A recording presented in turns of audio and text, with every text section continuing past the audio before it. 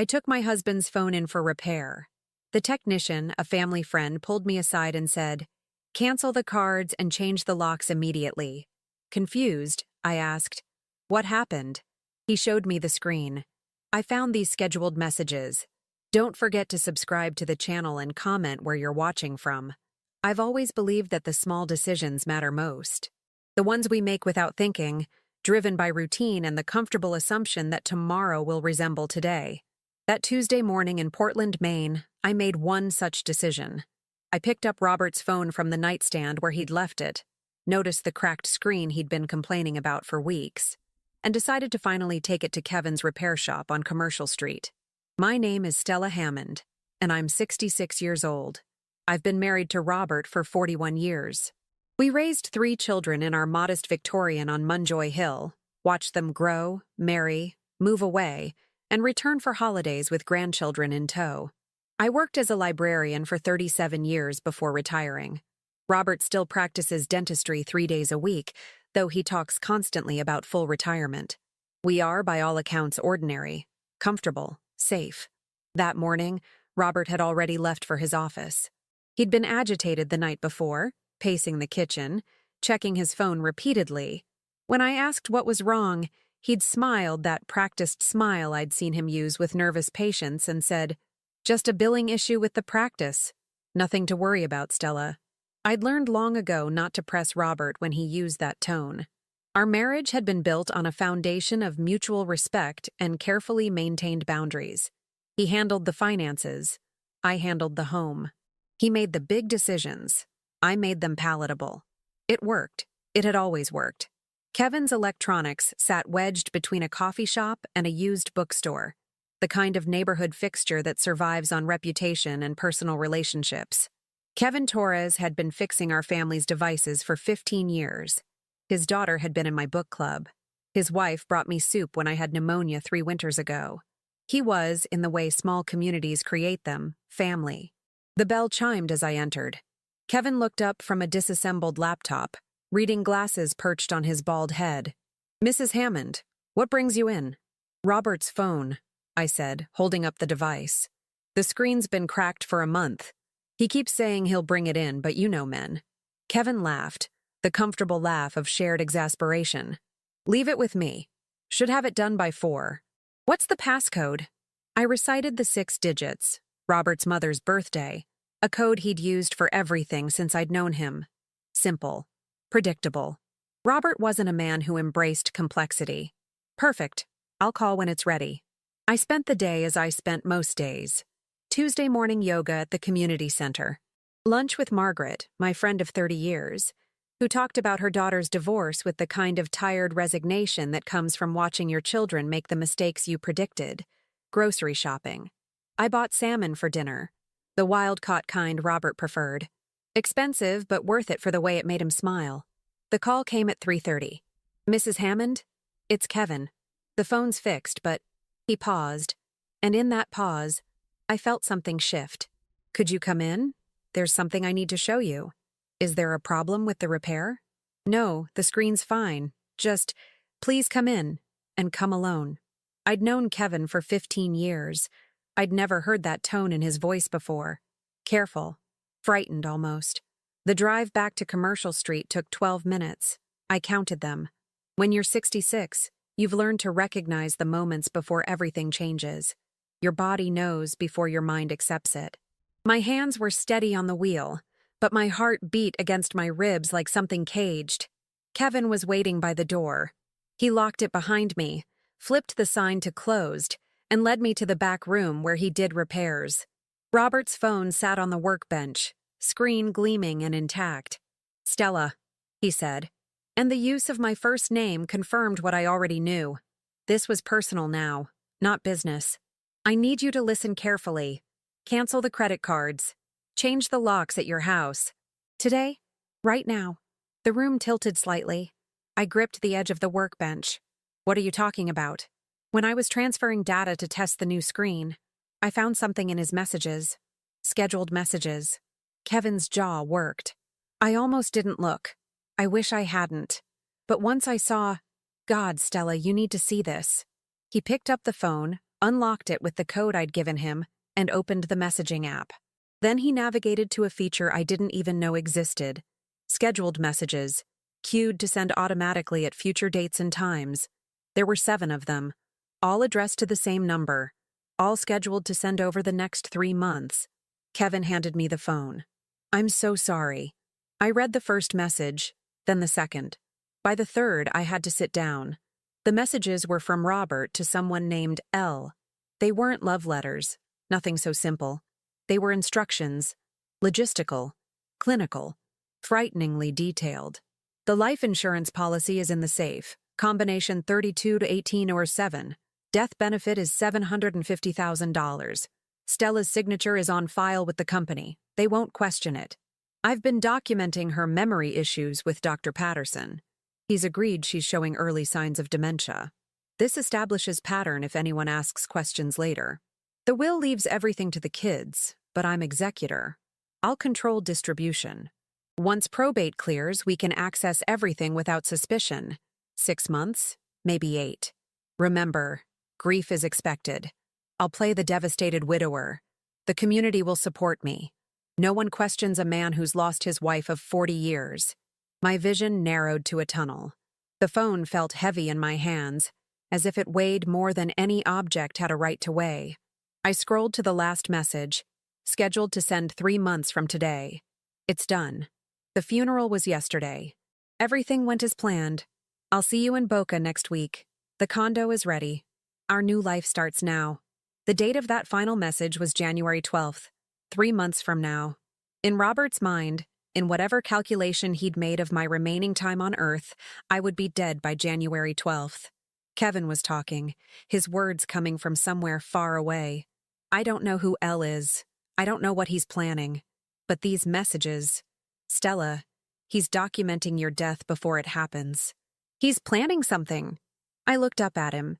Kevin's face was pale, his hands shaking slightly. He'd known me for 15 years. He'd fixed my laptop when I accidentally downloaded a virus. He'd helped me transfer photos of my grandchildren to my tablet. He'd taught me how to use FaceTime during the pandemic. And now he was showing me proof that my husband of 41 years was planning to kill me. "Have you told anyone else?" My voice sounded strange, calm, too calm. "No, Jesus, no. I called you immediately." Kevin ran a hand over his face. "We need to call the police, right now." "No." "Stella?" "No," I repeated, and this time there was steel in my voice. I stood, steadied myself against the workbench, and looked at Kevin Torres with the full weight of my 66 years behind my gaze. "If we call the police now, what do we have? Messages on a phone. He'll say they were drafts, jokes, fiction he was writing. He's a respected dentist. I'm a retired librarian he's been telling people has memory problems. Who do you think they'll believe?" Kevin opened his mouth, closed it. He knew I was right. I looked back at the phone, at the messages that laid out my death like a dentist's appointment. Clinical, scheduled, inevitable. "I need to copy these," I said. "All of them. And then I need you to repair this phone as if nothing happened." "Can you do that?" "Stella, what are you going to do?" I thought about Robert pacing the kitchen last night, checking his phone. Had he been checking these messages? Making sure they were still queued? Planning my murder with the same care he used to plan our vacation to Acadia last summer? "I'm going to find out who L is," I said quietly. "I'm going to find out exactly what he's planning. And then I'm going to make sure the only funeral that happens in January is the one for his reputation." Kevin stared at me. Then, slowly, he nodded and pulled out his own phone. "I'll take screenshots. I'll send them to my encrypted email. Evidence." As he photographed each message, I forced myself to read them again, to see past the shock and terror and focus on what they revealed. Robert had been planning this for months. He'd laid groundwork with our family doctor, making me look unstable. He'd reviewed our finances, our insurance, our estate planning. He'd found someone, this mysterious L, to help him, or perhaps to run away with after. And he'd been so confident, so certain of success, that he'd scheduled messages to send after my death. A timeline of triumph. He'd made one crucial mistake, though. One small, arrogant error that men like Robert always made. He'd underestimated me. He'd looked at his 66-year-old wife, with her yoga classes and book clubs and salmon dinners, and seen someone easy to erase. He'd forgotten that librarians are researchers, that we know how to find information, how to trace connections, how to build cases from scattered facts. He'd forgotten that women my age didn't survive this long by being naive. Kevin finished photographing the messages and handed me back the phone. "What now?" "Now you fix this screen beautifully," I said. "And when Robert picks it up tomorrow, you tell him everything worked perfectly. No data lost. No problems at all. And you?" I slipped the phone into my purse. "I'm going home to make dinner. And then I'm going to find out every secret my husband has been keeping." I walked out of that repair shop into the October afternoon. The sun was setting over Casco Bay, painting the water gold and red. Beautiful. Deceptive. Like 41 years of marriage that had hidden a murder plot beneath its calm surface. Robert wanted me dead by January 12th. He was going to be disappointed. I cooked the salmon that evening with the kind of precision that comes from muscle memory. Sear for 4 minutes on each side. Finish with lemon and dill. Roasted asparagus on the side. I moved through our kitchen, with its white subway tiles I'd chosen and the copper pots Robert's mother had given us as a wedding gift, and felt like a stranger in my own life. Robert arrived home at 6:15, exactly as he had for 41 years. I heard his key in the lock, the familiar pattern of his footsteps in the hallway. He appeared in the kitchen doorway, still wearing his white dental coat, and smiled. "Something smells wonderful," he said, and kissed my cheek. His lips felt like ice against my skin. "How was your day?" I asked, my voice steady, level. The voice I'd perfected over 4 decades of marriage. Long. Mrs. Patterson needed a root canal, and you know how she talks. He loosened his tie, that small gesture of coming home I'd watched thousands of times. "How about you? What did you do today?" This was the test. I set down the spatula and turned to face him. "I took your phone to Kevin's. He'll finish final tests overnight so you can pick it up tomorrow." I watched his face. Watched for the flicker of panic, the tightening around his eyes. Any sign that he remembered what was hidden in that phone. Nothing. His smile didn't waver. "Oh, wonderful. Thank you, dear. I keep meaning to do that." He moved to the refrigerator, pulled out a beer. "Kevin do his usual good work?" "Perfect as always," I said, and turned back to the salmon. He didn't suspect. He'd planned my murder with such confidence that it never occurred to him the phone might betray him. Or perhaps he'd simply forgotten those scheduled messages, tucked away in a feature he assumed I'd never discover. Arrogance. It would be his downfall. We ate dinner at the table, just the 2 of us in the dining room that had once held 5. Robert talked about a new dental assistant he'd hired, about the Red Sox's disappointing season, about our son Michael's upcoming visit for Thanksgiving. Normal conversation. Comfortable lies wrapped in the routine of 41 years. "Actually," Robert said, setting down his fork, "I've been thinking about the holidays. Maybe we should have everyone here this year. The whole family. Could be our last big gathering before—" He trailed off, made a vague gesture. "Before what?" I asked, though ice was forming in my stomach. "Before we get too old for this big house," he said smoothly. "I've been thinking we should downsize, maybe a condo. Less maintenance." He reached across the table, patted my hand. "And honestly, Stella, I've been worried about you. The stairs, your memory lately. I think something smaller might be better. My memory." He was laying groundwork, even at dinner, making his case for my incompetence, my decline. How many other people had he told? How long had he been building this narrative? "My memory is fine," I said quietly. "Of course it is." That patronizing smile. "I just want what's best for you. For us." After dinner, Robert retreated to his study, a room I rarely entered, his domain of dental journals and financial records. I cleaned the kitchen with the same precision I'd used to cook, and then I went upstairs to our bedroom.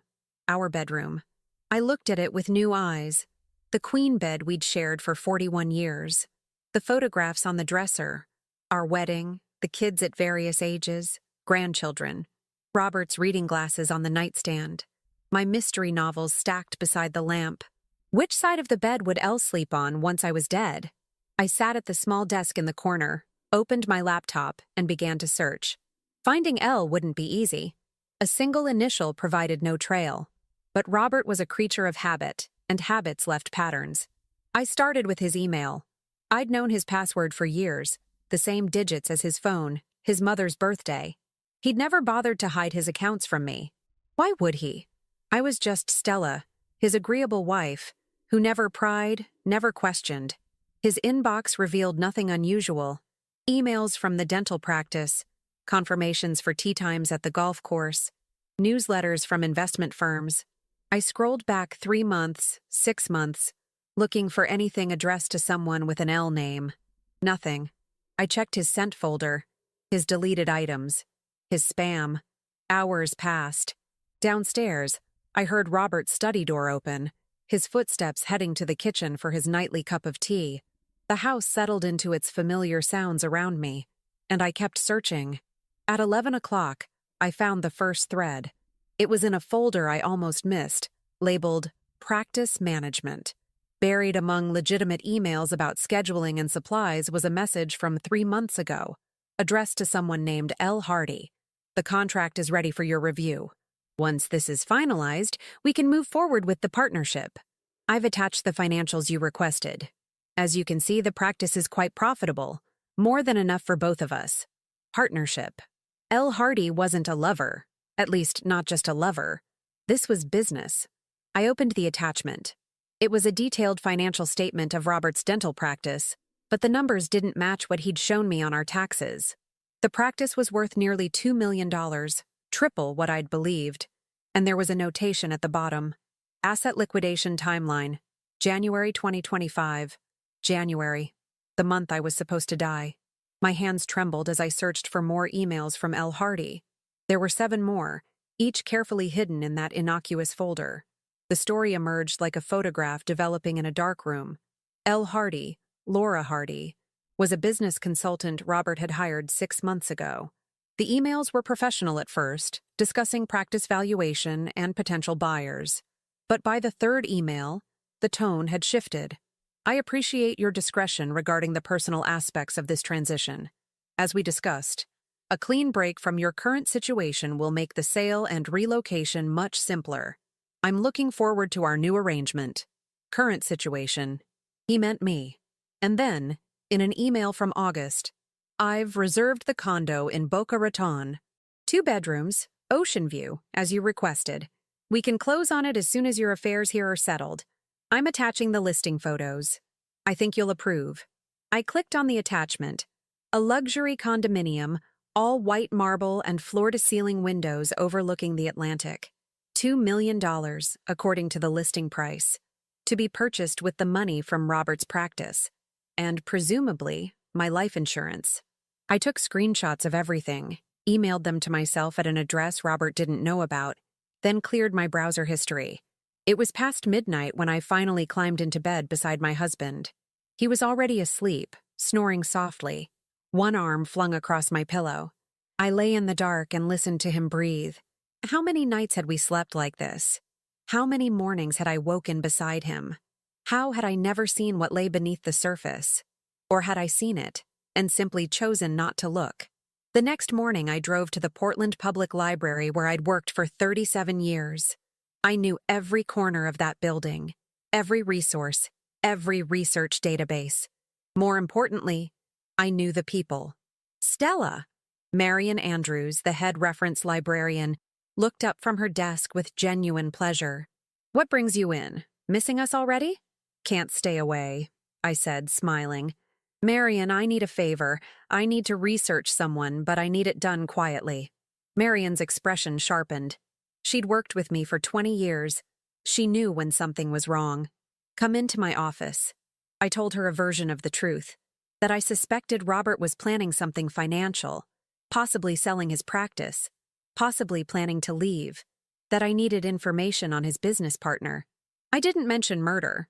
Not yet. That truth was too large, too impossible to speak aloud. "Laura Hardy," Marian repeated, typing into her computer. "Let's see what we can find." What we found over the next 3 hours was damning. Laura Hardy was 42 years old, a business consultant specializing in medical practice acquisitions. She'd worked on a dozen practice sales in the past 5 years. She was based in Boston but traveled frequently.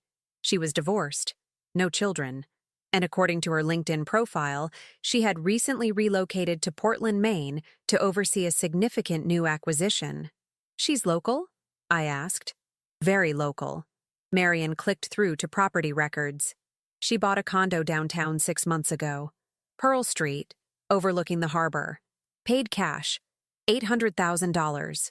Where would a business consultant get that kind of money? Marion must have seen the question on my face. Want me to dig deeper? Please. By noon, Marion had traced Laura Hardy's financial history through public records and professional registries.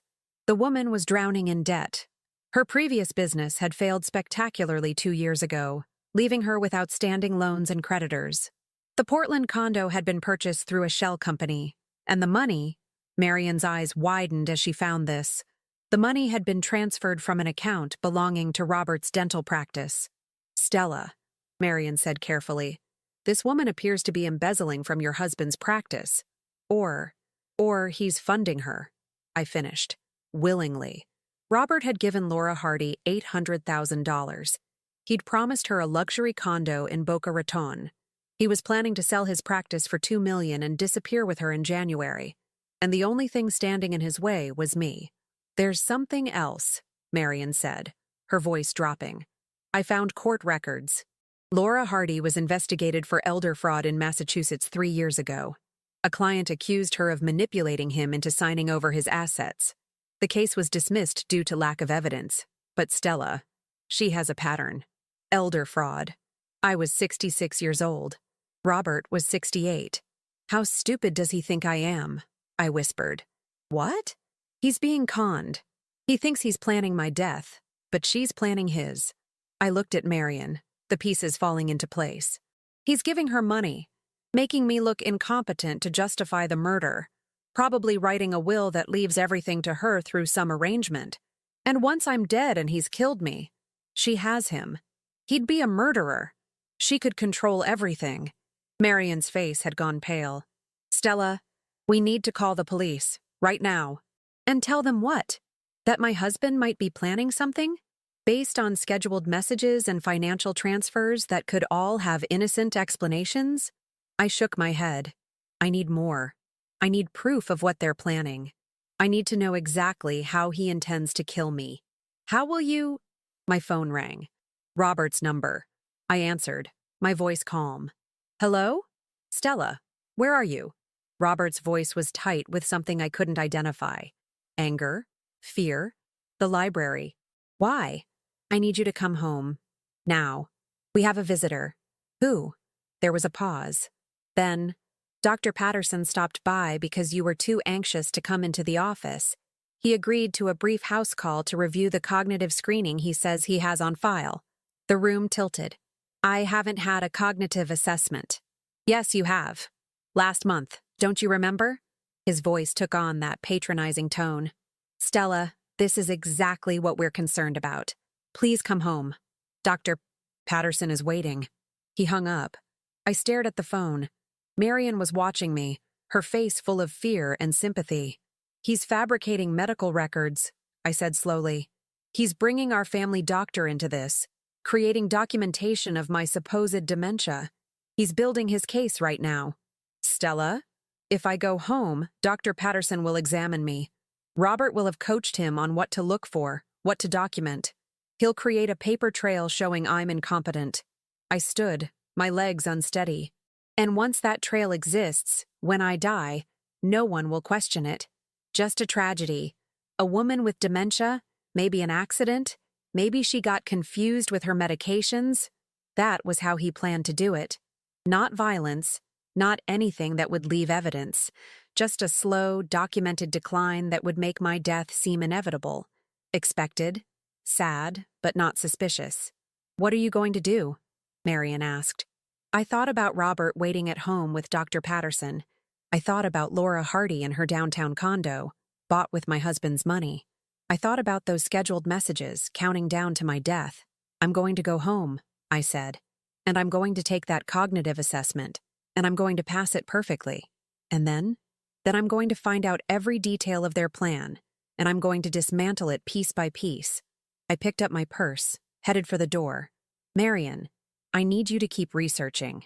Everything you can find on Laura Hardy. Every case she's worked. Every client she's had. Can you do that? Of course. But Stella, be careful. I've been careful for 66 years, I said. It's time to be something else. I drove home through autumn streets, past the harbor where tourists photographed the lighthouse, past the coffee shop where Robert and I used to have Sunday breakfast. Everything looked the same. Beautiful. Normal. Everything was a lie. Dr. Patterson's silver Mercedes sat in our driveway. I parked beside it, checked my appearance in the rearview mirror. Neat, composed, completely sane. I walked into my house to find my husband and my doctor waiting in the living room, and on the coffee table between them sat a folder labeled Cognitive Assessment, Stella Hammond. Robert smiled at me. There you are, dear. Dr. Patterson has some concerns he'd like to discuss. Of course, I said, and sat down in the chair across from them. And as Dr. Patterson opened that folder full of fabricated test results, I realized something that Robert had forgotten in his careful planning. I'd spent 37 years as a librarian. I knew how to research, how to document, how to build an airtight case. And I'd spent 41 years as his wife. I knew his patterns, his habits, his weaknesses. He'd made me invisible by underestimating me. Now that invisibility would be my greatest weapon. Now then, Stella, Dr. Patterson began, pulling out a series of papers. Your husband brought you in last month for some routine cognitive testing. Do you remember that? I looked him in the eye and lied with 41 years of practice behind me. Dr. Patterson's cognitive assessment was designed to make me fail. I saw that immediately in the way the questions were structured, the way Robert watched me with barely concealed anticipation, waiting for me to stumble. What year is it, Stella? 2024. October 8th, to be precise. Tuesday. You're wearing the blue tie your wife gave you for your birthday last month. I was at the party, and you had salmon for dinner last night because I can smell it on your breath when you lean forward. Dr. Patterson blinked. Beside him, Robert's jaw tightened almost imperceptibly. The assessment continued for 40 minutes. I answered every question perfectly, recited strings of numbers backward and forward, drew clock faces with precise hands, named objects, recalled lists. I was polite, sharp, undeniably competent. Well, Dr. Patterson said finally, closing his folder with a decisive snap. Your cognitive function appears completely normal today, Stella. Perhaps there was an error in the previous testing. Perhaps there was no previous testing, I said quietly. The room went silent. Robert's face remained carefully neutral, but I saw his hands clench on the armrest of his chair. Stella, he began. You're confused. No, Robert, I'm not. I turned to Dr. Patterson. Doctor, I've never been to your office for cognitive testing. I've never had an appointment for dementia screening. And yet you have a folder with my name on it containing fabricated results. I'd very much like to know how that happened. Dr. Patterson's face flushed. Mrs. Hammond, I can assure you these records are false. They're false. I stood, walked to the coffee table and picked up the folder. This is dated September 12th. On September 12th, I was in Boston at a library conference. I have hotel receipts, conference attendance records, and photographs with colleagues. I wasn't anywhere near your office. I checked the dates that morning at the library, pulling up my calendar, my credit card statements. I'd known Robert would have created some kind of paper trail, and I'd needed to prove it was fiction. There must be some mistake, Dr. Patterson said, but his voice had lost its authority. He was looking at Robert now, confusion and the first hint of concern crossing his features. Yes, I agreed. There has been a mistake, a deliberate one. I opened the folder, pulled out the assessment forms. These aren't even your forms, Doctor. The letterhead is slightly wrong. The address says Suite 240, but your practice is in Suite 204. I know because I've been there a dozen times over the years. Someone created these documents, but they weren't careful enough. Robert stood abruptly. Stella, I think you need to rest. You're obviously upset. I'm not upset. I'm clear-headed, possibly for the first time in years. I turned back to Dr. Patterson. Doctor, did my husband ask you to create false medical records? Or did he create them himself and plan to have you validate them? I don't. Dr. Patterson was stammering now, gathering his papers with shaking hands. I think there's been a serious misunderstanding. Robert, perhaps we should discuss this privately.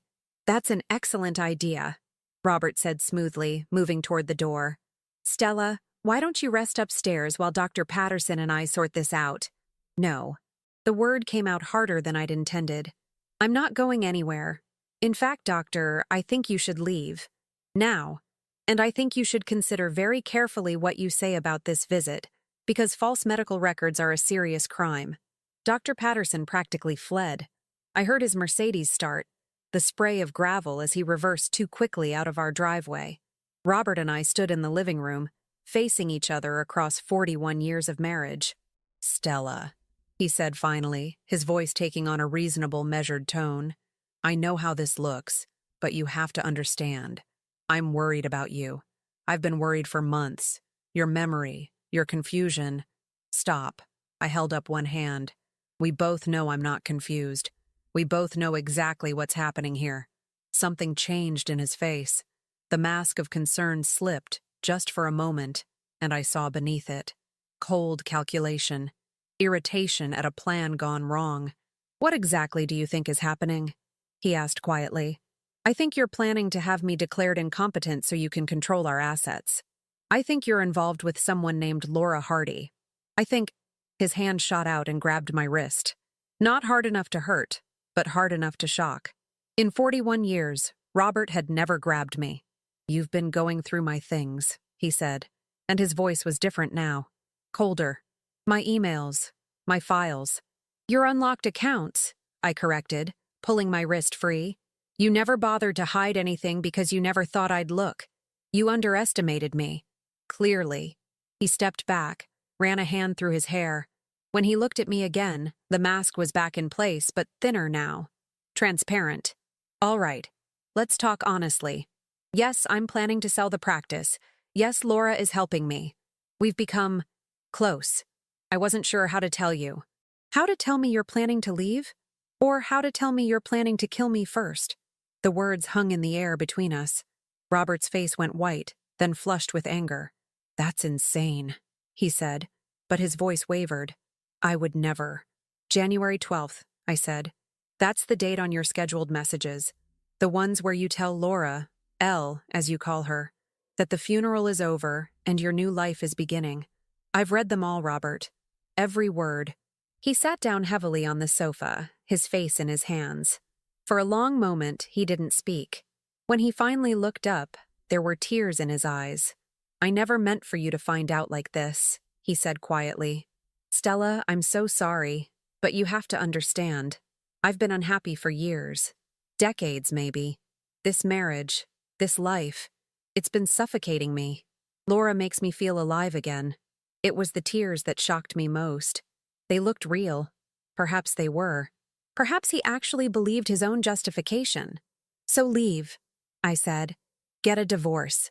You don't need to kill me to be with her. It's not that simple. He wiped his eyes, and now his voice took on a pleading quality. The practice, the house, everything we've built. It's all joint assets. A divorce would destroy me financially. The practice is worth $2 million, Stella. I've worked my entire life for that. I can't give half of it away. So you'd rather kill me for it. No, God, no. I never... He stopped, seemed to reconsider. The messages weren't serious. They were fantasy, role-playing. Laura and I, we were just... Don't. I felt something break inside me, some last thread of the woman I'd been. Don't insult me with more lies. I know about the condo in Boca Raton, the $800,000 you've already given her, her history of elder fraud. I know everything. Robert's face went hard. If you know everything, then you know you can't stop this. I'm executor of the will. I control the medical decisions if you become incompetent, and with Dr. Patterson's records, I can have you declared incompetent whenever I choose. You have no power here, Stella. You never did. Dr. Patterson won't back false records now. Not after today. Won't he? Robert smiled, and it was a terrible smile. He's been my friend for 20 years. We golf together. Our wives are friends. And he's the one who'll face consequences for those fabricated records, not me. I'll tell him you found them, that you created them yourself as part of your dementia, proof that you're delusional, paranoid. Who do you think he'll protect? His reputation or yours? The truth of it hit me like cold water. Dr. Patterson would protect himself, which meant protecting Robert's story. I'd cornered them both, and now they'd have no choice but to double down. And if you try to tell anyone else, Robert continued, standing now, moving toward me with that same measured calm he used with difficult patients, I'll have you committed for evaluation. Psychiatric hold? 72 hours minimum. And when you come out, if you come out, you'll have a psychiatric record to go along with your cognitive decline. No one will believe anything you say. He was right. The system would believe him, the respected dentist, over me, especially with fabricated medical records and a psychiatric commitment to point to. I'd made a tactical error. I'd confronted him too soon, before I had irrefutable proof, before I'd built a case strong enough to withstand his counterattack. What happens now? I asked quietly. Now? Robert checked his watch. Now I have a call to make. Then we're going to sit down and discuss this like rational adults. We're going to come to an agreement about how this marriage ends. Peacefully, amicably. Or I make the call to have you evaluated. Your choice, Stella. He walked out of the room, his phone already in his hand. I heard his study door close. I stood in our living room, shaking with rage and fear and the awful realization that I'd underestimated him just as badly as he'd underestimated me. My phone buzzed. A text from Marion. Found something urgent. Can you come to the library? Don't call. Just come. I looked toward Robert's study. Behind that closed door, he was making his call. To Laura? To Dr. Patterson? To someone else in this conspiracy? I grabbed my purse and headed for the door. Where are you going? Robert's voice came from the study doorway. Out, I said. We're not finished talking. Yes, we are. For now. I met his eyes.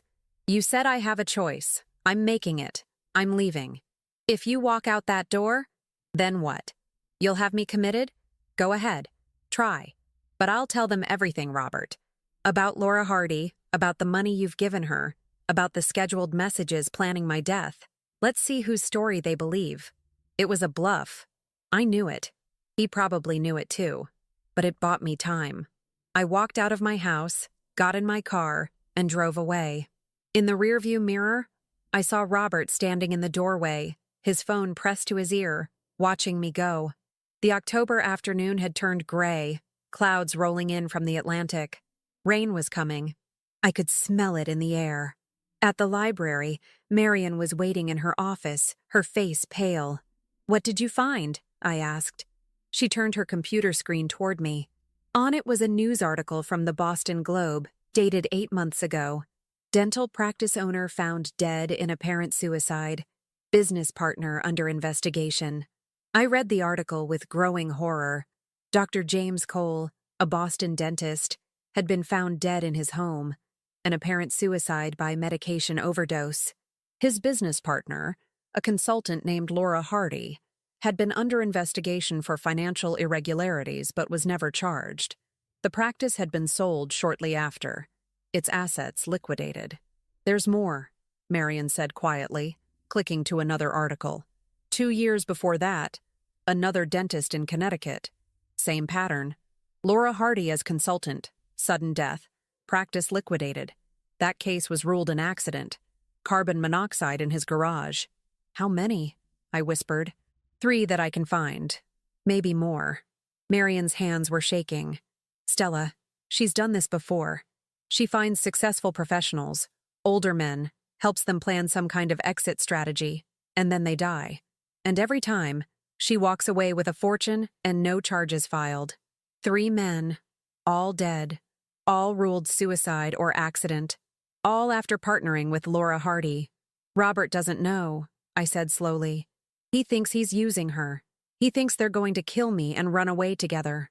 But she's planning to kill him too. After he kills me, maybe even make it look like murder-suicide. Guilty husband, dead wife, tragic end. You need to warn him. Why should I? The words came out bitter. He's planning to murder me. Maybe she should kill him first. Stella. No, you're right.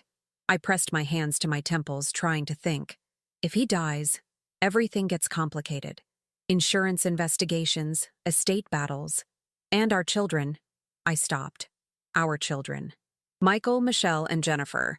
3 adults who would be devastated by their father's death, who would inherit everything, who would never know their father had planned to murder their mother, unless I could prove it. I need to talk to Laura Hardy, I said, face to face.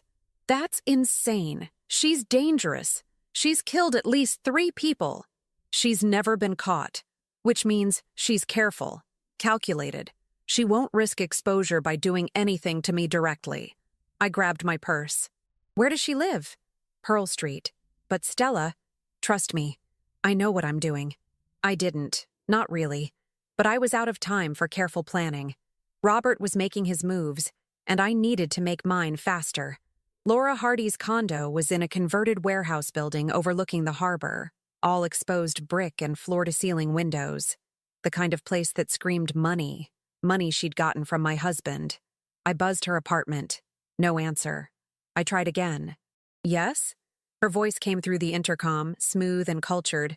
Ms. Hardy? My name is Stella Hammond. I believe you know my husband, Robert. I'd like to speak with you. A long pause. Then, come up, 4th floor.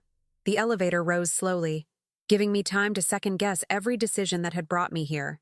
But the doors opened, and there she was, waiting in her doorway. Laura Hardy was beautiful, not in the obvious way. She was 42, with gray threading through her dark hair and lines around her eyes. But there was something magnetic about her, an intelligence in her gaze that I recognized immediately.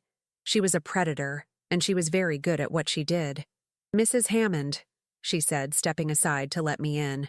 I've been expecting you. The condo was minimally furnished, but expensive. White walls, modern furniture, that $1 million view of the harbor. Have you? I said. Robert called me this morning. He's worried about you. He says you've been acting paranoid, going through his things, making accusations.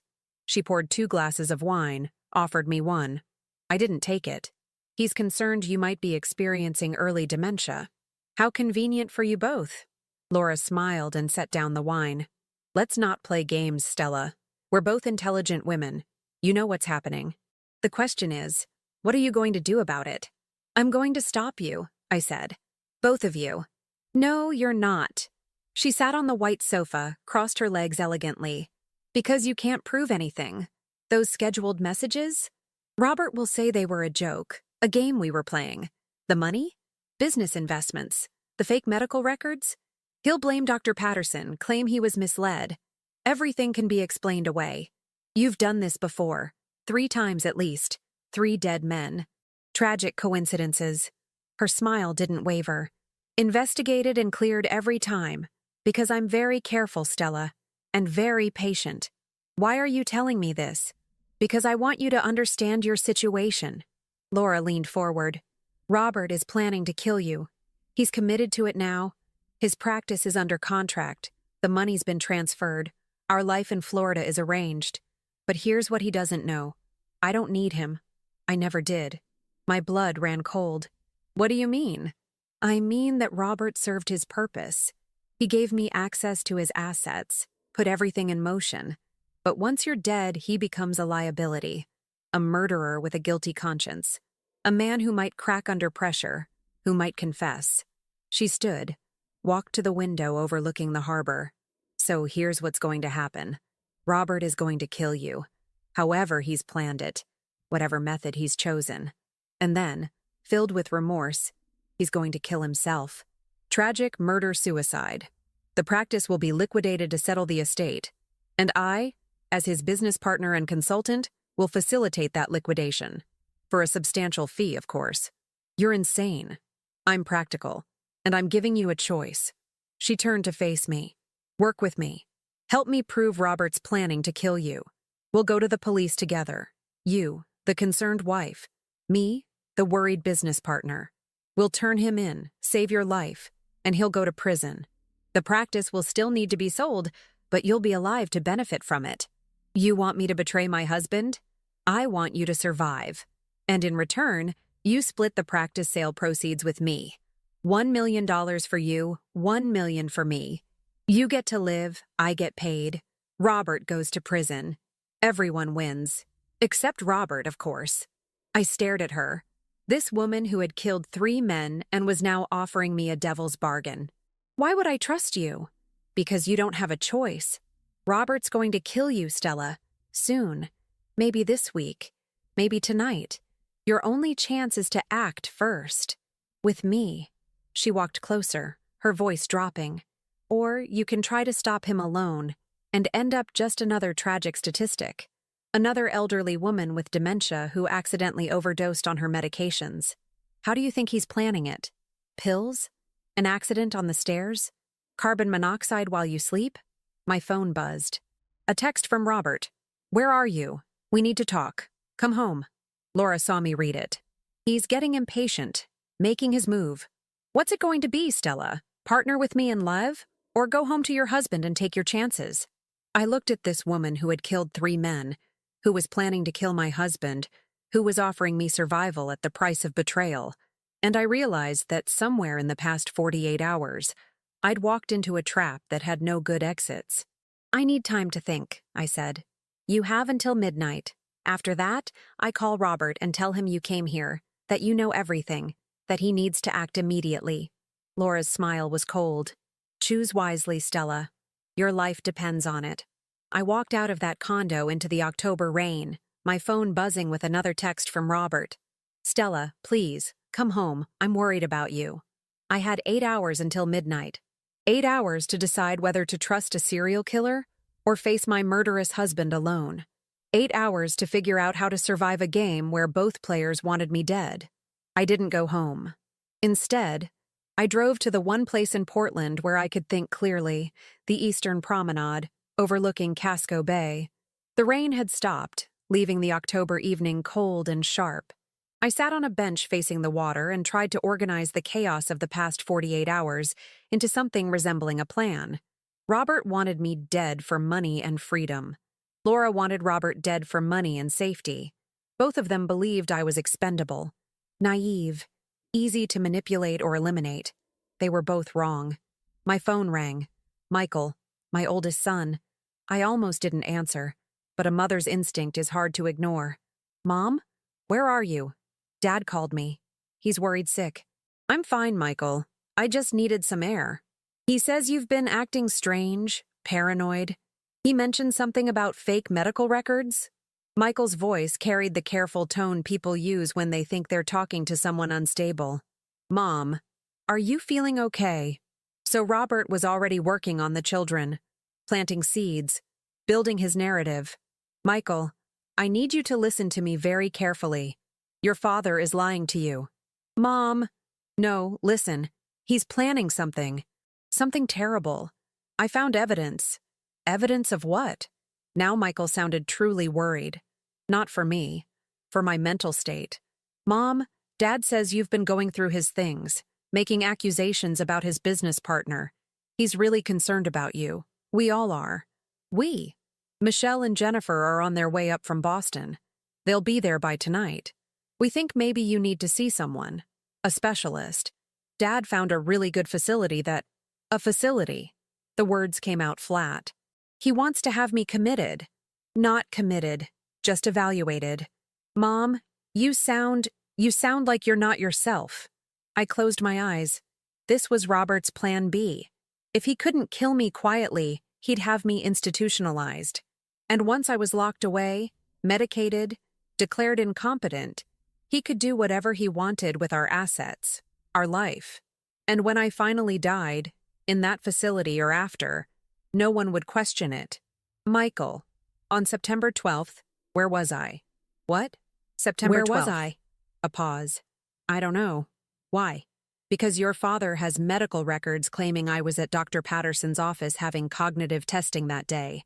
But I was actually in Boston at a library conference. I have proof. Receipts, photos, attendance records. Someone created false documents, Michael. Someone is trying to make me look incompetent when I'm not. Silence on the other end of the line. Then, why would Dad do that? Because he's planning to leave me. There's a woman named Laura Hardy. He's given her $800,000. He's selling his practice, and he needs me declared incompetent so he can control everything without a messy divorce. Michael's voice trailed off. That's crazy, Mom. Is it? Or does it explain everything that's been happening? Your father's secretive behavior, the sudden concern about my memory, the pressure to downsize, to simplify our finances.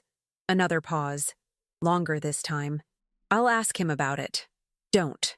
The word came out sharper than I intended. Michael, please. Don't tell him we talked about this. Not yet. Just come to Portland.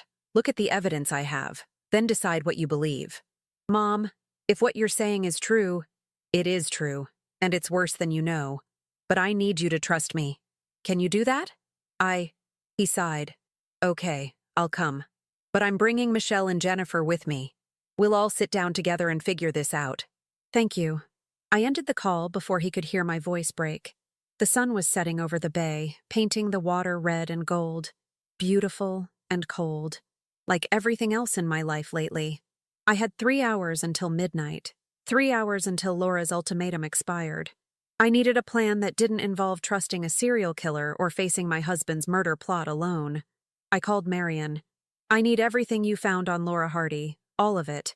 And I need you to help me with something else. Anything. I need to document everything. Every email, every financial transfer, every piece of evidence.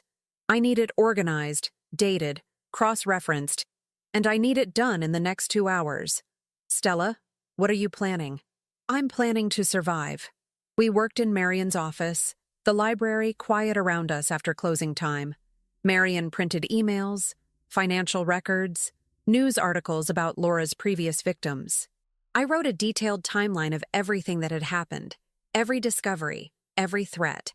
We organized it all into a folder, evidence that told a complete story, a story of a woman fighting for her life against 2 predators. This is enough to go to the police, Marion said, looking at the assembled documents. No, it's not. Everything here can be explained away. The emails are business correspondence. The money transfers are investments. The scheduled messages are, according to Robert, jokes. Laura was never charged in those other deaths. I closed the folder. I need something irrefutable. A confession. An action so clearly criminal that no one can deny it. How do you get that? By making them think they've won. At 9 o'clock, I called Laura Hardy. I'll do it, I said. Your plan. I'll work with you, but I want guarantees. Come to my condo. We'll discuss terms. No. Public place. The coffee house on Congress Street. 10 o'clock. A pause. All right, come alone. I didn't go alone. Marion followed at a distance, sitting at a separate table with her laptop, ready to document whatever happened. Laura arrived exactly at 10, sliding into the booth across from me. She ordered a cappuccino, smiled at the waitress like we were old friends having a pleasant chat. So you've decided to be smart, she said. I've decided to stay alive. That's not the same thing. Close enough. She pulled out a folder, remarkably similar to the one I'd created with Marion. I've documented everything. Robert's financial transfers to me, the fake medical records, the scheduled messages. I have copies too. He showed them to me, thinking I'd be amused. Arrogant man. You expect me to believe you'll betray him? I'm already betraying him. The question is whether you're smart enough to accept help. She slid the folder across the table. This is everything the police will need. We go together tomorrow morning. We tell them we both discovered Robert's plan. 2 credible witnesses. They'll arrest him immediately. I looked at the folder. It was comprehensive. Damning. Almost too perfect. And after he's arrested? I asked. After you hire me to help liquidate the practice. I get my fee for the work I've already done. You get the rest. We both walk away clean. Except for the 3 men you killed. Her smile didn't waver. I didn't kill anyone. 3 men died. I had nothing to do with it. No evidence, no charges, no connection. And if you try to make a connection, you'll have to explain how you know about them, which means explaining how you've been investigating me, which makes you look paranoid, unstable. She leaned forward. Face it, Stella. I'm your best option. Your only option. What makes you think I won't go to the police myself? Right now? Because you're not stupid. You know they won't believe you without proof. And by the time you gather that proof, you'll be dead. She checked her watch. Speaking of which, my deadline has passed. You've made your choice by coming here. So let's… Her phone buzzed. She glanced at it, and her expression changed. Just slightly. A tightening around her eyes. What is it? I asked. Robert. He's asking where I am. She typed a response, set down the phone. He's getting nervous. Making moves. What kind of moves? The kind that end with you dead. Probably tonight. He's asking me to come to your house. Says he needs help with something. She looked at me. He's planning to do it tonight, Stella. And he wants me there to help stage it. Make it look like an accident. The coffee shop suddenly felt too cold. Too exposed.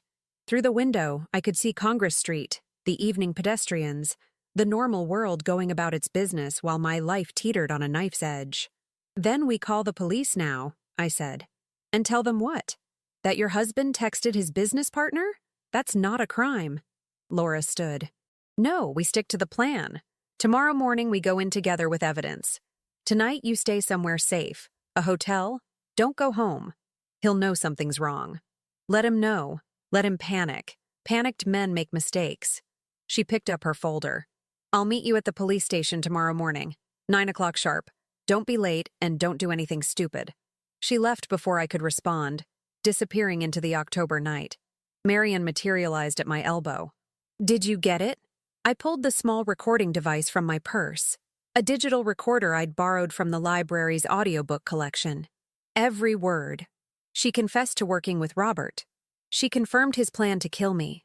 That's different. I pocketed the recorder. But it's a start. What now? Now I go home. Stella, she said Robert's planning something tonight, which means I need to be there to stop it, and to document it. I stood, gathered my things. Marian, if something happens to me, if I don't call you by midnight, take that folder to the police. Tell them everything. I don't like this. Neither do I. But I'm 66 years old, and I'm tired of being underestimated. By Robert, by Laura, by everyone who thinks age makes you weak. I touched her shoulder. Thank you. For everything. I drove home through streets that had become unfamiliar, threatening. Every car behind me might be following. Every shadow might hold danger. But I'd spent 41 years in that house, and I wasn't going to let fear drive me out of my own home. Robert's car was in the driveway. The house was dark except for a light in the kitchen. I sat in my car for a moment, checking my phone. A text from Michael. We're on our way. Should be there by 11. Dad says not to wait up. Says you need rest. Rest. Another word for unconsciousness. Vulnerability. I texted back. Don't come to the house. Meet me at the police station tomorrow morning, 9 a.m. Bring Michelle and Jennifer. It's important. Then I got out of the car and walked toward my house. The front door was unlocked. I stepped inside, my senses heightened, aware of every sound, every shadow. Robert, I called. In the kitchen, dear.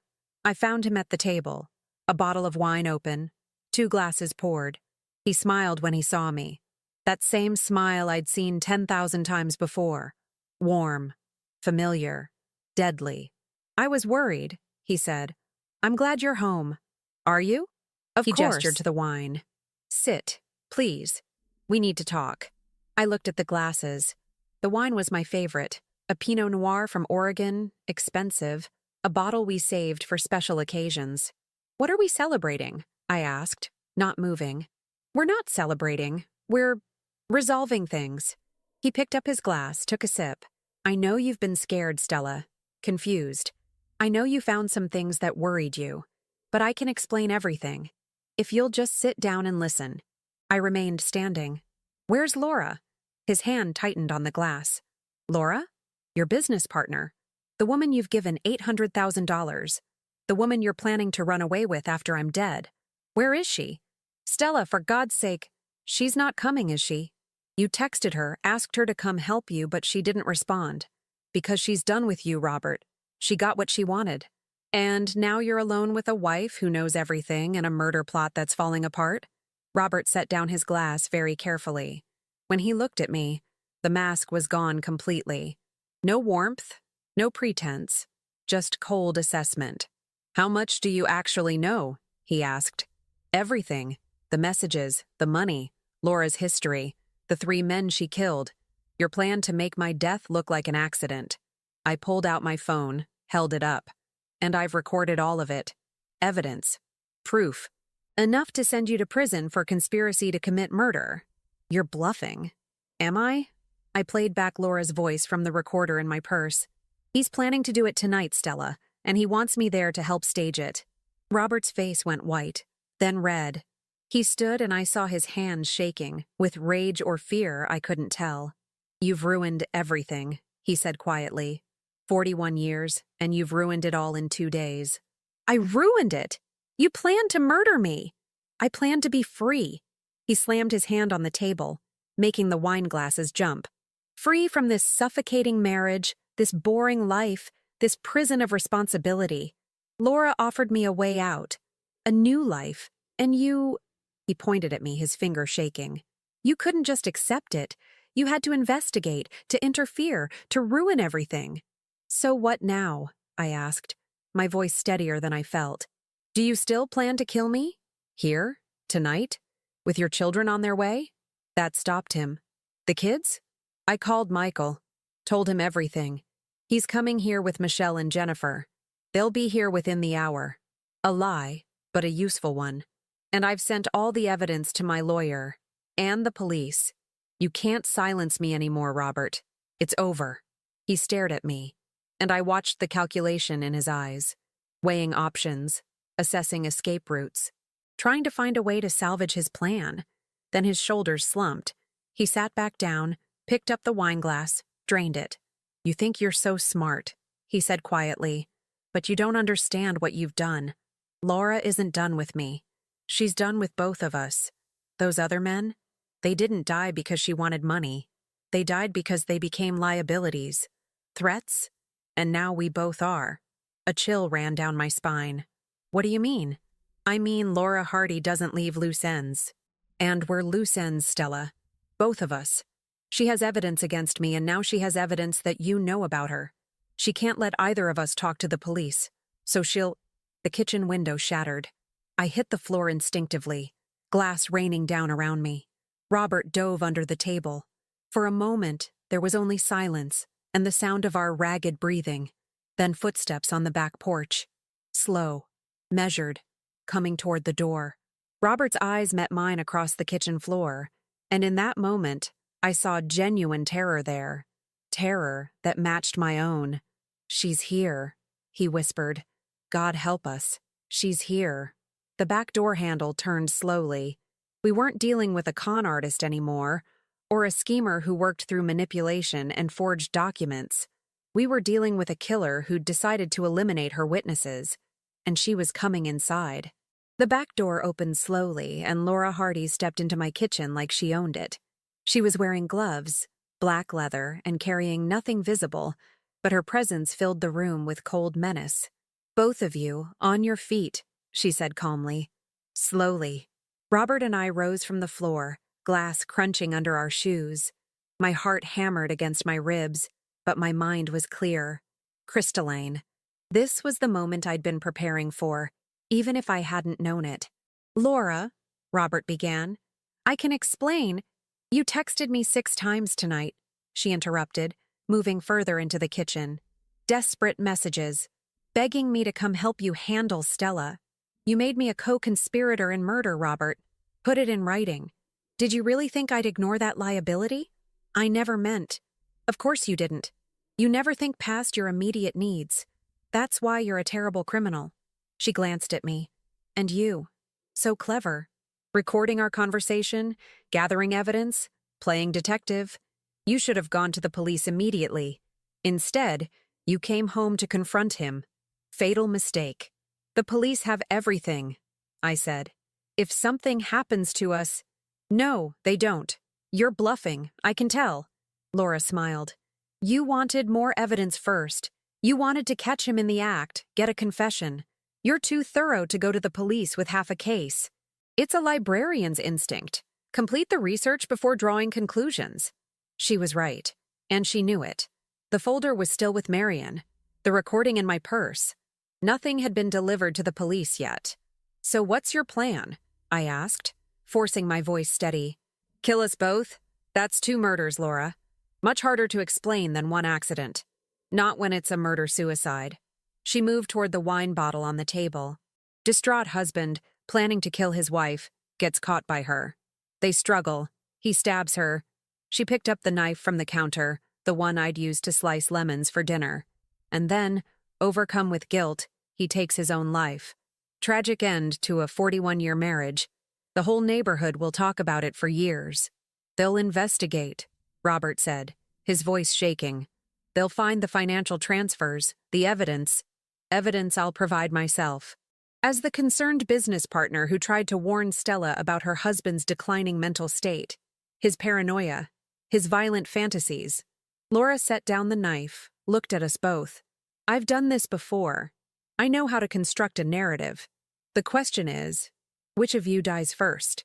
She was playing with us, enjoying this. And I realized something crucial. Laura Hardy was the most dangerous when she thought she'd won. You've made a mistake, I said quietly. Laura laughed. Have I? Yes. You assumed I came home alone tonight. You assumed I didn't tell anyone where I was going. I pulled out my phone, held it up so she could see the screen.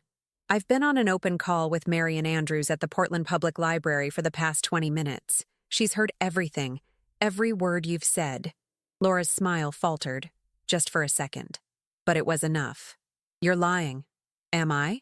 I hit the speaker button. Marion, are you there? I'm here, Stella. Marion's voice filled the kitchen, thin but clear through the phone's speaker. And I've recorded everything. Laura Hardy, I'm calling the police right now on my other line. They're on their way. Laura's face went white, then flushed with rage. She moved toward me fast, grabbing for the phone. I'd spent 41 years being underestimated, being seen as gentle, passive, safe. I threw the hot coffee from my mug directly into her face. Laura screamed, stumbling backward, her hands going to her eyes. Robert lunged for the knife on the counter, but I got there first, sweeping it away from both of them. Out, I told Robert. Front door. Now. But now! We ran. Through the living room, past 41 years of family photographs and carefully chosen furniture, out the front door into the October night. Behind us, I heard Laura recovering, cursing, crashing through the kitchen. Robert's hands shook as he fumbled with his car keys. She'll kill us. No, she won't. Not now. Not with witnesses and recordings. I grabbed his arm. But we need to get to the police station. Right now.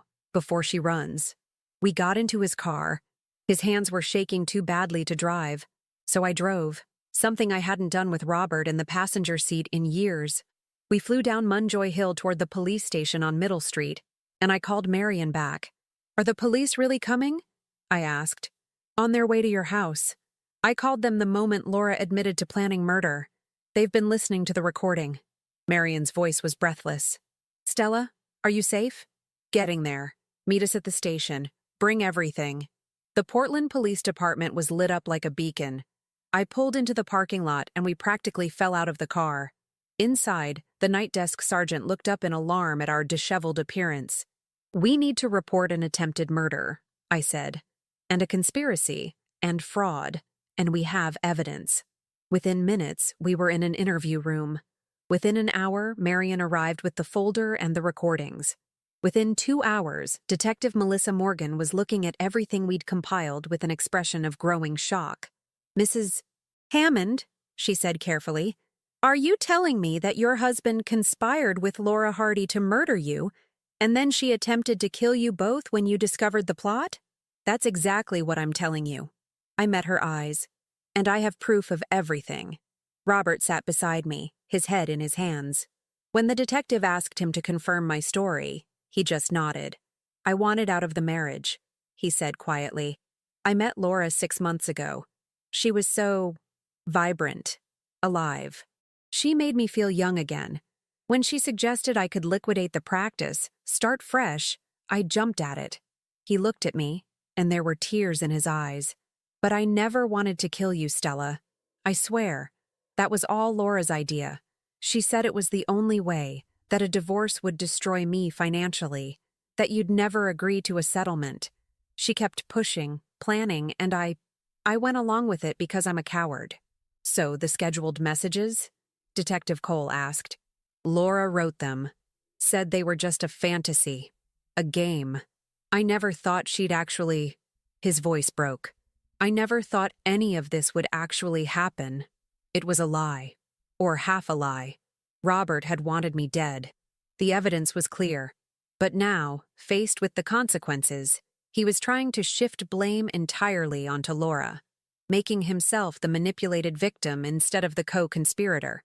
I didn't contradict him. Not yet. Let him think I'd forgive him, that I'd help him build his defense. The truth would come out eventually, in depositions and trials and careful examination of evidence. Laura Hardy is extremely dangerous, I told Detective Cole. She's killed before, at least 3 times, men in situations identical to this. I have documentation. Marion stepped forward with newspaper articles, research notes, timelines. Detective Cole's expression grew darker as she read. We've issued an APB for Hardy, and your recording is admissible under Maine's one-party consent rules. She said, We'll have officers at your home, Mrs. Hammond, and we'll need full statements from both of you. This is going to take several hours. I'm not going anywhere, I said. We sat in that interview room until dawn, telling the story again and again. Robert's version emphasized Laura's manipulation, her predatory nature, his weakness and regret. My version was simpler. The truth, documented and provable. At 5 a.m, my children arrived. Michael, Michelle, and Jennifer, their faces pale with shock and fear. They'd received my text about meeting at the police station and had driven through the night from Boston. Mom? Michael pulled me into his arms. Dad called us, said something terrible happened. Are you okay? Over his shoulder, I saw Robert watching us, his face full of manufactured remorse and desperate hope. I'm fine, I said. But there's a lot I need to tell you. About your father. About everything. We sat in a conference room, all of us finally, and I told my children the truth. Showed them the evidence, the scheduled messages, the financial transfers, the fake medical records, Laura Hardy's history. I watched their faces change as they listened. Watched them look at their father with growing horror and disbelief. Dad? Michelle's voice was small. Is this true? Robert opened his mouth, closed it. What could he say? The evidence was overwhelming. His explanations were tissue-thin. I made terrible mistakes, he said finally. I was weak, foolish, but I never wanted to actually hurt your mother. You have to believe that. You scheduled messages about her funeral, Jennifer said, her voice hard. You gave another woman $800,000. You tried to have Mom declared incompetent. Laura manipulated me. You're an adult. Michael's hands were shaking. You're our father. You don't get to blame everything on someone else. You made choices. You chose to betray Mom. You chose to plan her murder. It was never real, Robert insisted. Just fantasy, just... Stop. I held up one hand. Robert, stop lying. To them, to yourself, to me. I looked at my children. Your father wanted me dead so he could start a new life with money from his practice and my life insurance. He brought Laura Hardy into it because he needed help staging it. She played along because she saw an opportunity to take everything and eliminate both of us. They're both guilty. The degree might differ, but they both planned to kill me. Silence filled the conference room. Outside, dawn was breaking over Portland, painting the sky pink and gold. Michelle started crying. Jennifer put her arm around her sister. Michael just stared at his father with an expression I'd never seen before. Complete rejection. I think, Michael said slowly, that you're going to need a lawyer, Dad. And you're not going to be staying with any of us while you wait for trial. Robert's face crumbled. Michael, please. No. My son stood. You tried to kill our mother. There's no coming back from that. Detective Cole appeared in the doorway. About 2 hours after the incident, we located Laura Hardy as she attempted to board a flight to Miami. We have her in custody. Relief flooded through me so intensely I had to sit down. She's asking for a lawyer, the detective continued, but she's also making statements, trying to cut a deal. She's claiming you, she nodded at Robert, were the primary planner, that she was just a consultant who got in over her head. Of course she was. Laura Hardy was a survivor, and survivors threw others under the bus when necessary. We'll need more statements, Detective Cole said. From all of you. This is going to be a long investigation. How long? I asked. Months, maybe longer. We're looking at conspiracy to commit murder, attempted murder, fraud, embezzlement. The list keeps growing. She looked at me with something like respect. Mrs. Hammond, you did incredible work gathering this evidence. Most victims never see it coming. I'm not most victims, I said quietly. By 7 in the morning, we were finally allowed to leave. Michael offered to drive me home, but I declined. I needed to see my house, my home, in daylight. Needed to reclaim it from the violence that had invaded it last night. Robert was being held for further questioning. He'd be charged, eventually. The evidence was too strong. His lawyer would argue manipulation, diminished capacity, anything to reduce his sentence. But he'd go to prison. I was certain of that. Laura Hardy would fight harder. She had experience with investigations, with constructing narratives. But this time, she'd left too many witnesses, too much evidence. Marion's recording was damning. My testimony was detailed and credible. And most importantly, she'd gotten arrogant. She'd underestimated a 66-year-old librarian and paid the price. I drove home alone, through streets I'd known for 41 years, past the coffee shop and the bookstore, and Kevin's repair shop where this had all begun. The house was surrounded by police tape. Officers were still processing the scene, photographing the shattered window, collecting evidence, documenting Laura's break-in. I stood on the sidewalk and looked at my home, our home, the place where I'd raised 3 children, celebrated 41 anniversaries, lived a life I'd thought was safe and predictable. Mrs. Hammond? A young officer approached. We're almost finished here. You should be able to get back in by this afternoon. Is there somewhere you can stay until then? I'll figure something out. Ma'am? He hesitated. For what it's worth, you're the bravest person I've ever met. What you did last night, calling your friend, recording everything, throwing that coffee, you saved your own life and probably your husband's too. He's not my husband anymore, I said. Not in any way that matters. I walked away from that house, got back in my car, and drove to the Eastern Promenade. The same bench where I'd sat yesterday trying to make sense of the chaos. The bay was calm this morning, reflecting the sunrise. Beautiful, peaceful, deceptive in its tranquility, just like my marriage had been. My phone rang. A number I didn't recognize. Hello? Mrs. Hammond? This is attorney Mike Cole. I'm representing your husband. I have nothing to say to him. I understand, but I wanted you to know that Robert wants to plead guilty. He's prepared to cooperate fully with the prosecution, testify against Laura Hardy, and accept whatever sentence the court determines. He's asked me to tell you he's sorry, and that he knows he doesn't deserve forgiveness. He's right. He doesn't. He also wants you to know that he's instructed me to ensure you retain all marital assets. The house, the practice sale proceeds, everything. He's not going to fight you on the divorce or the property settlement. I laughed, a sound without humor. How generous. He'll give me what's already mine while he goes to prison for trying to kill me. Mrs. Hammond, tell Robert that sorry isn't enough. Tell him that 41 years of deception can't be erased with a guilty plea. And tell him that I hope he lives a very long life in prison, thinking every day about what he threw away. I hung up. The sun was fully up now, warming the October morning. Around me, Portland was waking up. Joggers on the path, dogs being walked, the ordinary rhythm of life continuing despite the extraordinary events of the past 48 hours. I'd survived. Through intelligence, courage, and the refusal to be the victim everyone assumed I'd be. But survival was only the beginning. Now came the hard part, rebuilding a life from the rubble of a 41-year lie. 3 months later, I stood in the courtroom and watched Laura Hardy receive her sentence. 25 years for conspiracy to commit murder, attempted murder, fraud, and a list of other charges that took the judge 5 minutes to read aloud. She'd fought until the end, her lawyers constructing elaborate defenses, but Marion's recording had been irrefutable. My testimony had been unshakable.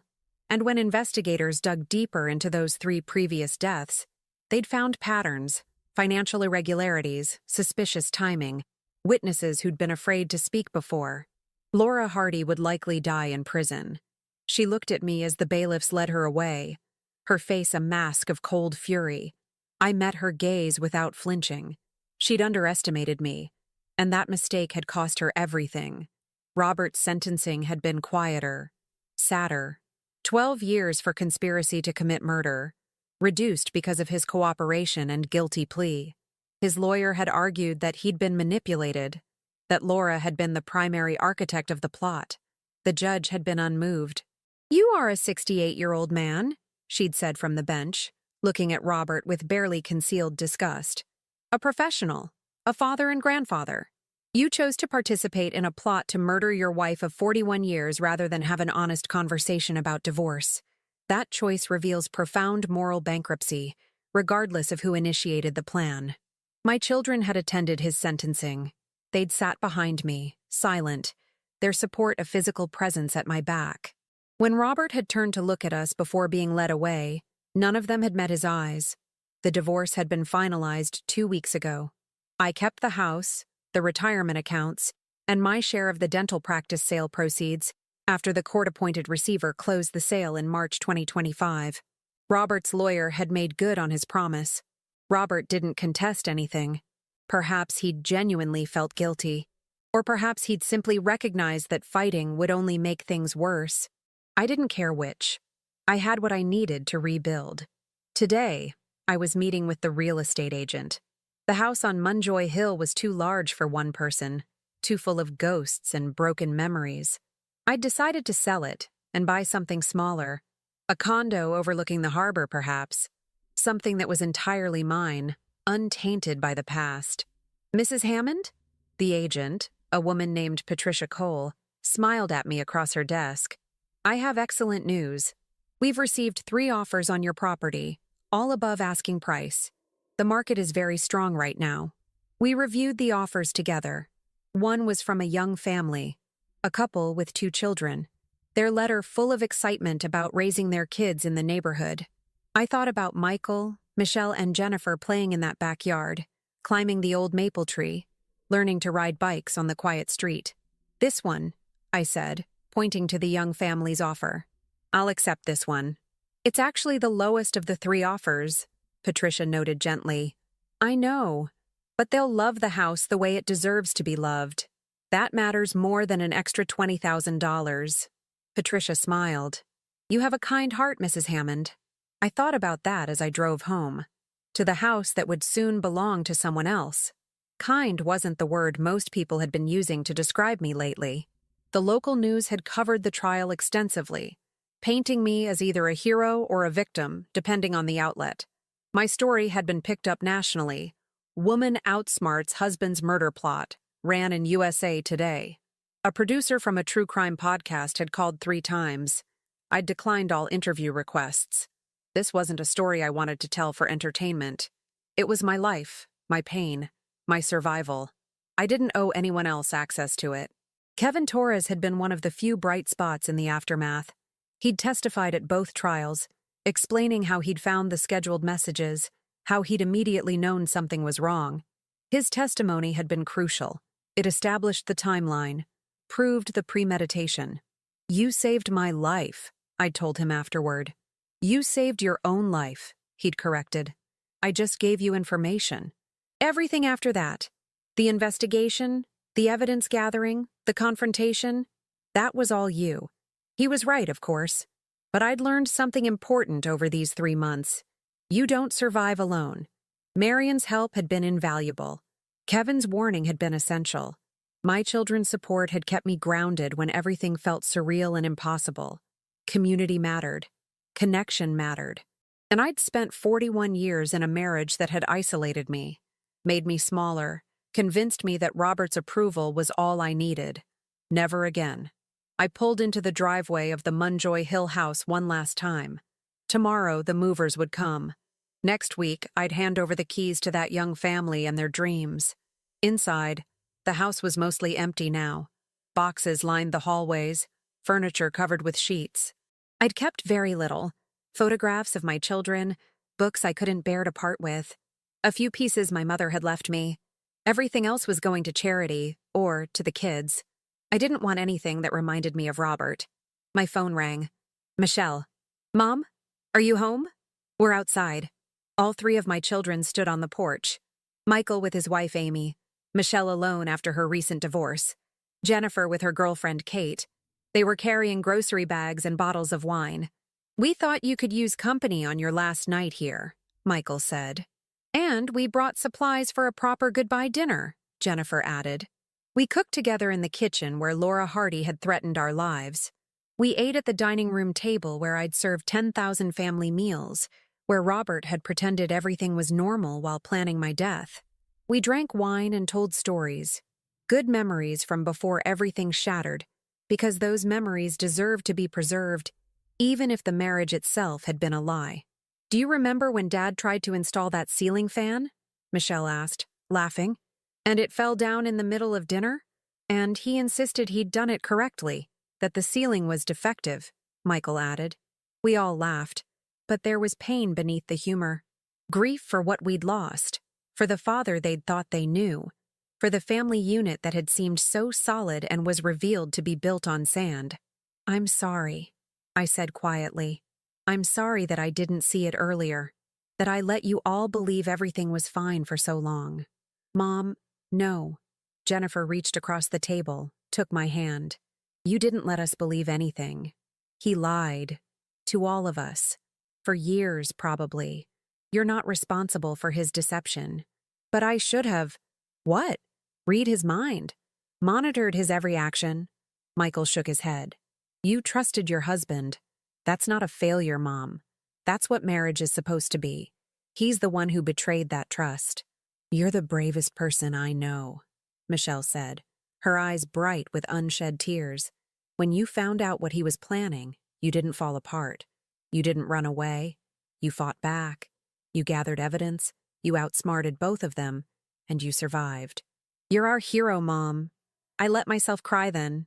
The first real tears I'd shed since that October night when everything changed.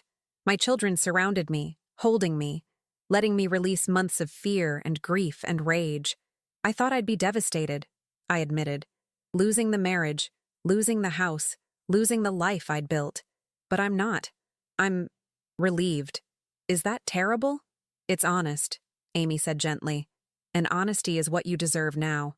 After 41 years of lies, we stayed up late, long after we'd normally have gone to bed. We played cards, a game we'd played as a family for decades, and drank too much wine and laughed until we cried. And for the first time in months, I felt light, free. At midnight, as my children were preparing to leave, Michael pulled me aside. I went to see Dad last week, he said quietly. I stiffened. You don't need my permission.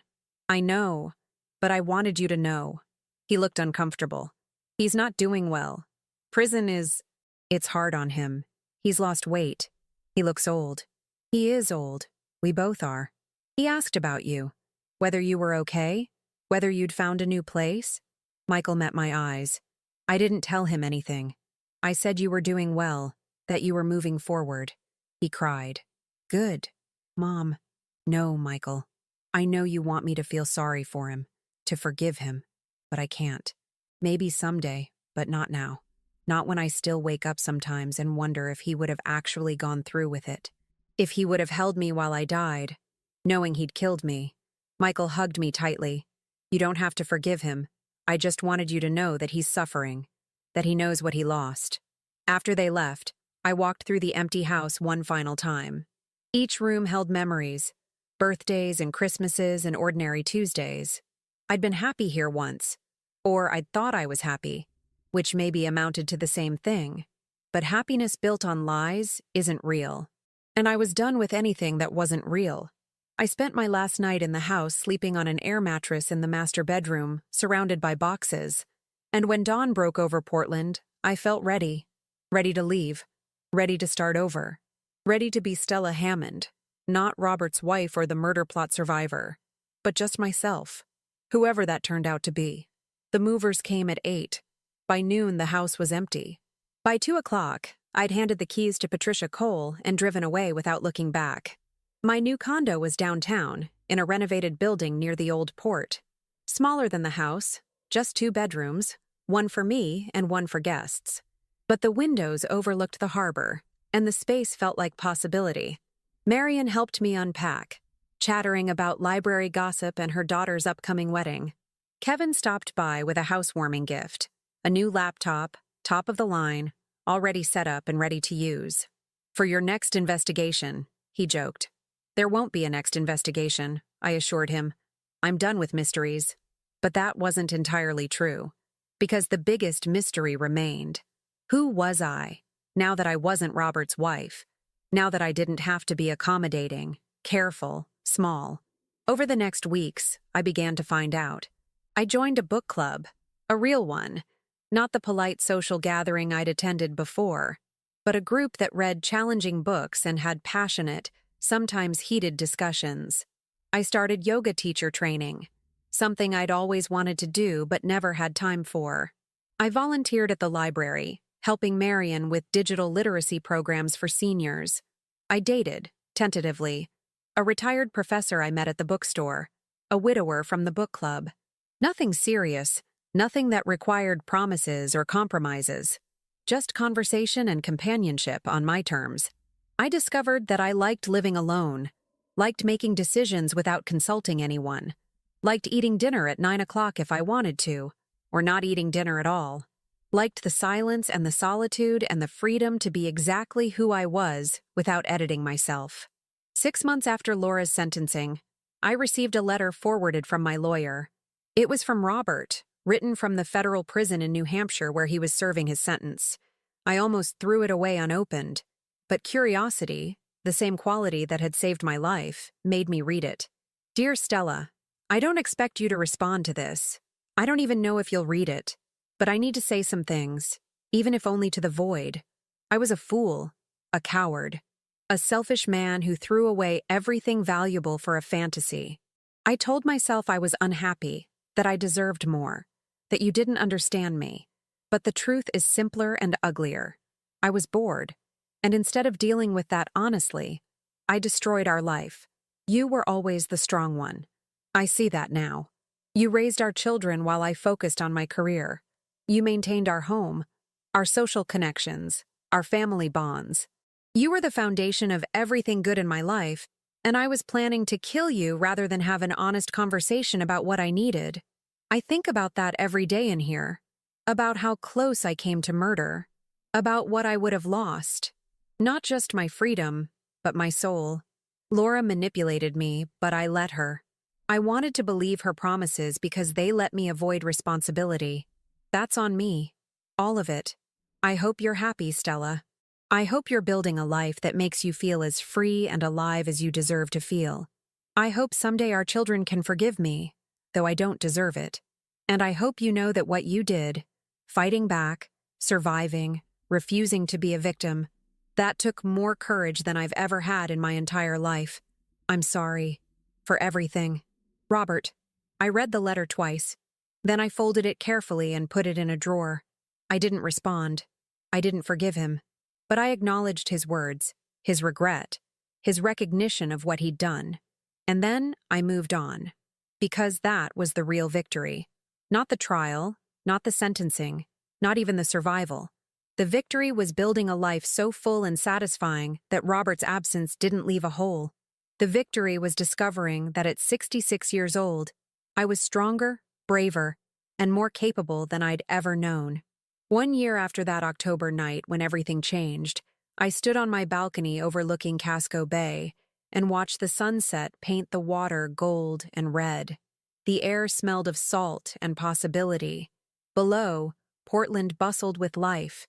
Tourists and locals, students and artists, the beautiful chaos of a city in motion. My phone buzzed. A text from Jennifer. "Dinner tomorrow? I want you to meet Kate's parents." I smiled and texted back, "I'd love to." Behind me, my condo was warm and welcoming, filled with books I loved and photographs of people who mattered. It was small, but mine. Every inch of it reflected my choices, my taste, my life. No secrets, no lies, no compromises that made me smaller. At 66, I'd learned the most important lesson of my life. Survival isn't just about staying alive. It's about refusing to let anyone, even someone you've loved for 41 years, define who you are or what you're worth. I'd spent decades being underestimated, being seen as the quiet wife, the helpful librarian, the nice woman who never made waves. And when it mattered most, that underestimation had been my greatest weapon. Because while Robert and Laura were planning my death, I was planning my survival. While they were congratulating themselves on their cleverness, I was gathering evidence. While they thought they'd won, I was 3 steps ahead. Age isn't weakness. Experience isn't obsolescence. And a woman who's lived 66 years has learned things about patience, persistence, and power that young arrogance can never comprehend. I survived because I refused to be the victim they assumed I'd be. I survived because I was smarter, tougher, and more resourceful than they gave me credit for. I survived because I'd spent a lifetime observing, learning, preparing for challenges I didn't even know were coming. And now, standing in my own space, living my own life, answering to no one but myself, I wasn't just surviving. I was thriving. The sun set over the bay, and I watched it without fear, without regret, without anything but gratitude for the second chance I'd fought so hard to earn. Tomorrow would bring new challenges, new possibilities, new chapters in a story that was finally, truly mine. But tonight, I was simply Stella Hammond, 66 years old, wiser than ever, and finally, completely free. Now tell me, what would you have done if you were in my place? Let me know in the comments. Thank you for watching, and don't forget to check out the video on your screen right now. I'm sure it will surprise you.